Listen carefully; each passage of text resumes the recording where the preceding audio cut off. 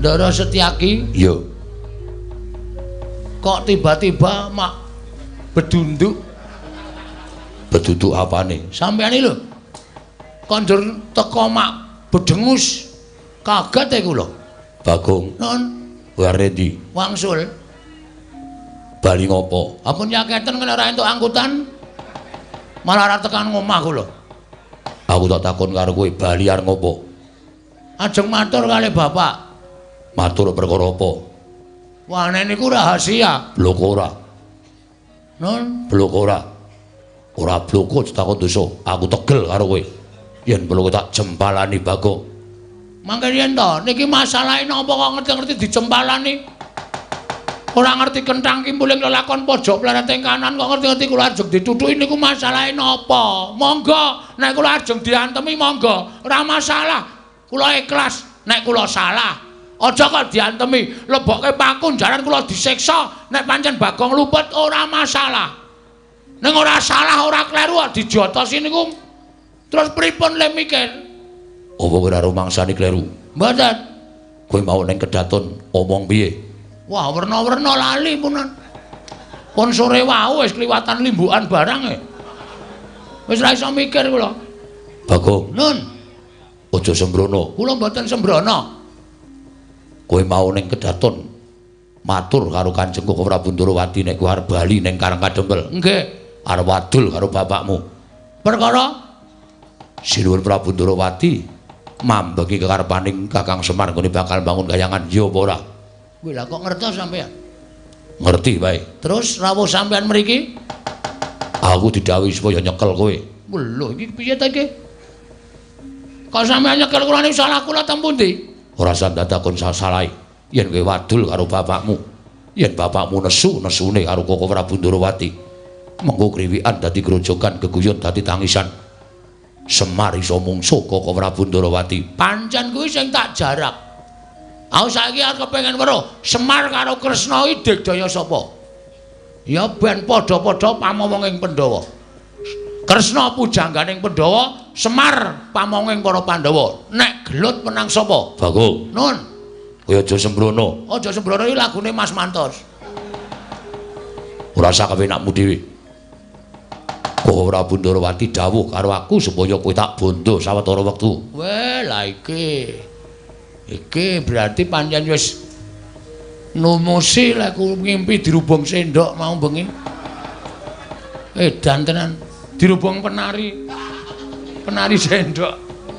Wah, terus nek kula bangga, Tak rampungi. nek kula pasrah, Kowe tak bondo. oh, oke. Wis ben modar nek kene mbok men. Wis tak niati. Kok ora tau mlebu ning cangkeme Sencaki lho. Kok meng lambeku terus sing klebonan apa mergo aku ki gragas wae ya. Larone iki ngerti mlebu ning cangku aku kok apa-apa tak pangane. Urip mateng tak pangan abe. Bagong malah malang kerik. Malang kerik wae. Yen ngono kowe wani karo Setyaki. Den.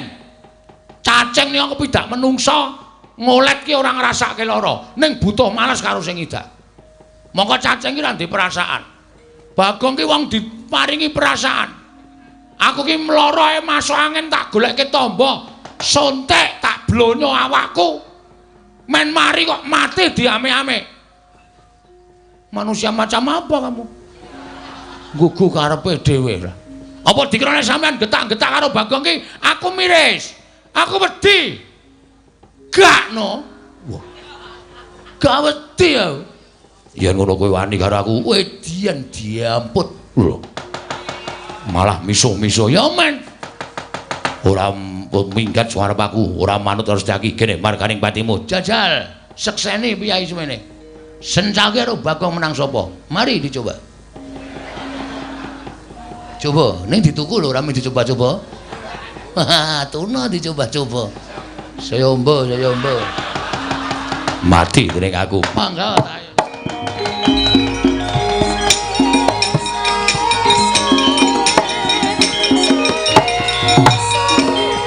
Wah!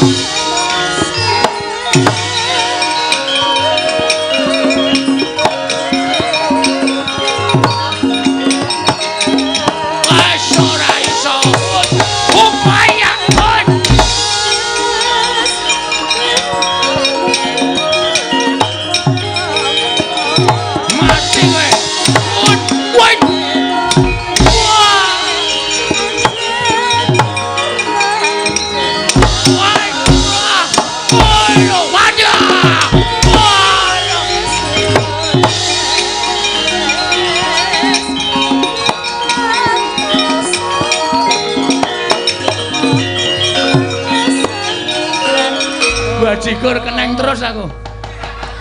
Asem kok. Tendang ayo meng sikilku ki meng sekilan. Nendang ya meng mak telalu ngono. Ngantem ya luput, nendang ya luput, sencaki bungahe ngantem karo aku. Wis jelas.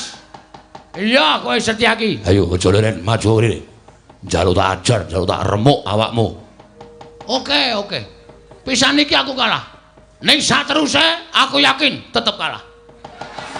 Mula Setyaki, penano ning kono. Nek kowe arep ngajak karo Bagong, nek kowe iso ngoyak Bagong, ayo aku pasrah karo kowe Setyaki.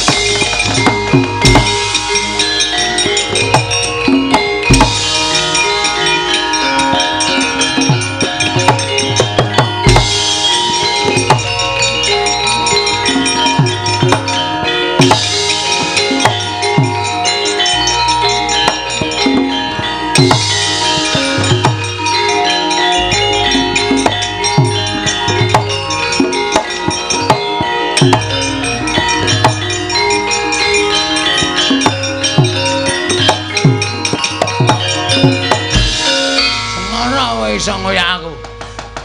Bekas copet e. Nggere sentuk copetan lek mlayu iso slep. Ora iso konangan wong e. Ayo Oyan. Ora iso ngoyak aku laporke bapak ben geger Ndarawati karo Karang Kajembel wis.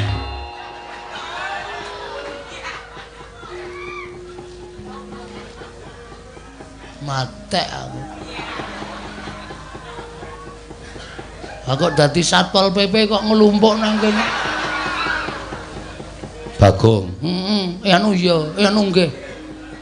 Nyuwun ngapunten. Ora apa-apa. Ngopo kok raine pucet? Nggih ketemu karo sampeyan nek mriko diajar Setyaki mriki ketemu Linmas. Modar kula Den. Ora kok ketemu bendarane kok malah nangis. Gong, kowe iki jak omong kok mripate nang ndi-ndi? Ematke bakso e. Wah, wis akene pucet ngeleh. Wis ora iso nyambi iki kok wis ngrekon. Ya itu jatahmu. Kok tak ngono wae, goreng laron e malah. Saya akeh iki. Wis ben ra apa-apa. Kowe ngopo kok bathukmu biru, mripatmu biru? Ning gusine ra abang to? Abang. Mengko nek gusine biru ndak? Lho, wong bagus gusine biru. Ora. Kowe ngopo? Anu diajar Ndara Setyaki. Lho, sida diajar. Wis mau kok ndak sida diajar ora. Lah terus sampean mriki? Aku didhawuhi bapak. Bapak sapa? Ya bapakku. Bapak sampean apa? Lho, kuwi piye to? Bapakku rak Werkudara to. Lho, isih ajeg to? Dengkulmu mlocot. Apa kon ganti bapak? Mbok menawa kang ibu gareng rabi meneh. Sogok telakmu modar ora. Kowe mlayu nggih. Wedi. Ya mesti wedi. Aku lho ora tau iso males e. Anggere ngantem luput cupet.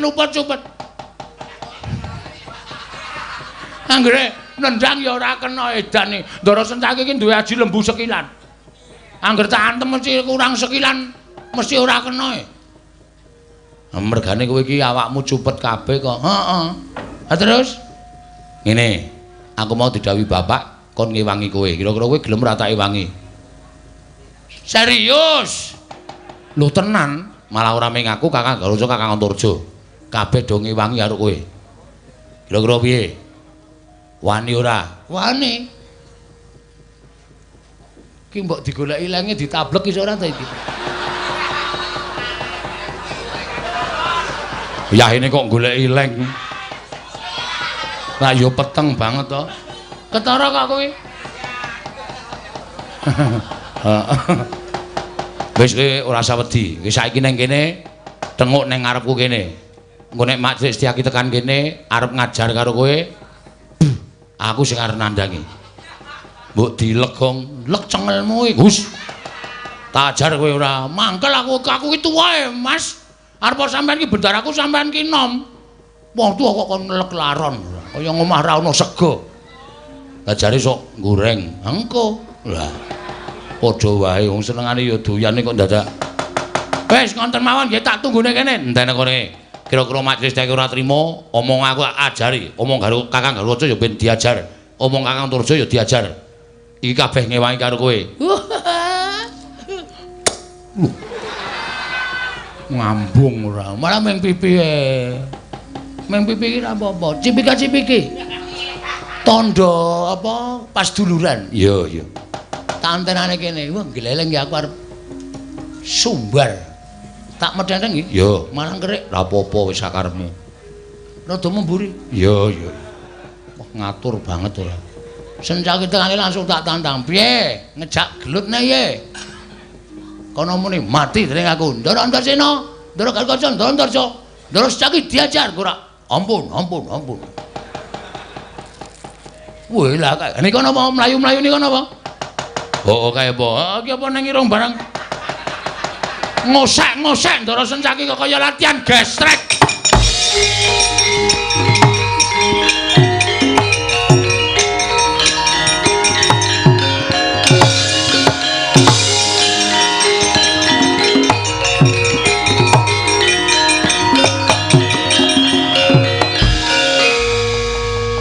Mandek nang kene, mandek kesel kok.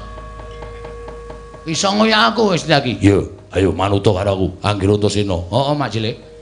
Anggir Garwaca. Iya, Paman. Anggir Antarja. Iya, Paman. Lenggah wonten ing mriki. Ya mung ngisis wae kok. Ora ngapa-ngapa. Kok kayane ana masalah karo Bagong. Badhe kula rampungi. Ya dilampungi. Rampungi Gong, nek ana perkara dilampungi ben kek padhang kahanane. Siap. Karepe piye Mak Cilik terus tok tanting wae. Oke. Karepe piye kowe? Terus kaya lho. Kaya kowe mau wis tak ajar. Mau saiki. Mambu. Keri. Mau saiki. Wah, jan.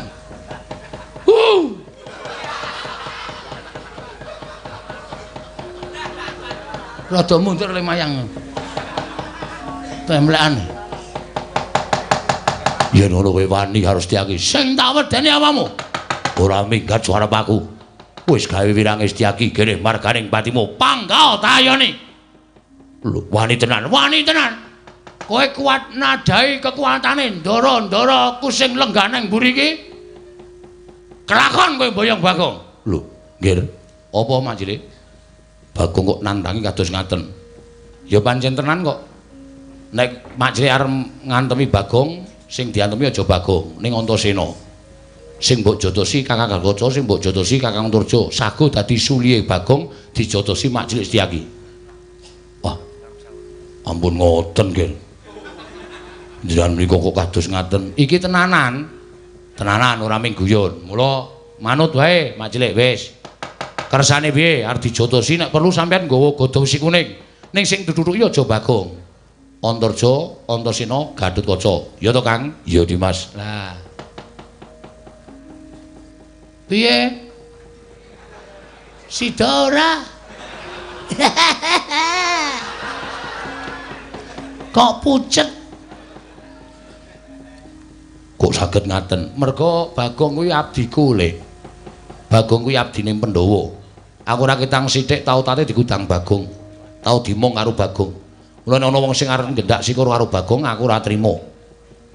Semono uga Kakang Garwaca Kakang Turja ya ngono, rumangsa wis tau dimong Bagong. Nek ana wong sing arep ngantemi Bagong, mestine do mbelani ora trima. Bagong itu tukang pamomonging anak-anak Pandhawa kok arep dijotosi sak penake dhewe. Apa nek kira-kira Mak Cilik ora tegel jotosi Antasena, Gatotkaca, Antarja dicoba wae. Njajal Bagong ora sah gelut ning mungsuhmu aku wakile Bagong. Ya coba ye. Yo piye? Wong iki nek ora salah iki nek ndi-ndi dibantu karo wong. Ora kok mung sak kepenakmu dhewe dumeh didhawuhi karo kakane terus Bagong iki mergane patimu. Boten derek aku. Saiki piye? Kowe ngomong apa saiki? Ayo muni ya. Muni ya, guys. Iya. Iya piye ora ya ya. Ya wis. Ya wis piye? Ya wis Bagong aku ora sida. Mula sara karo kowe. Ah piye kok ora sida iki? Wah, kene wis mempeng e. Kene wis nyewa tukang pukul 3 kowe. Pukul batu bata, pukul batu kali, pukul gundulmu. Rasa nesu ngono kok nesu ora. Nek sampeyan ora arep melu-melu perkara iki wedi karo putra-putra Pandhawa, mundur. Mundur. Ngono aku ditimbali Koko Prabu Ndorowati. Iso alasan to. Mula ana tetembungan 1001 alasan. Mundur, Bagong ampuh apa piye wis terserah.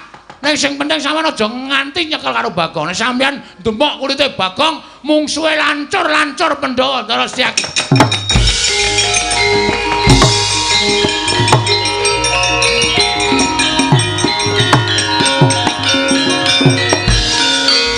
Makasih.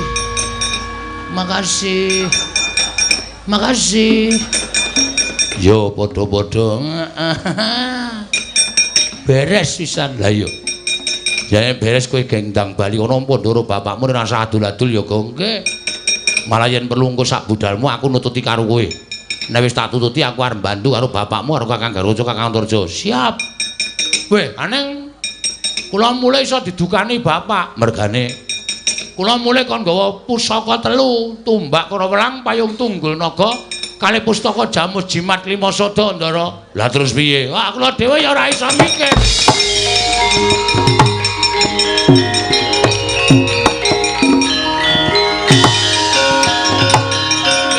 Kudus.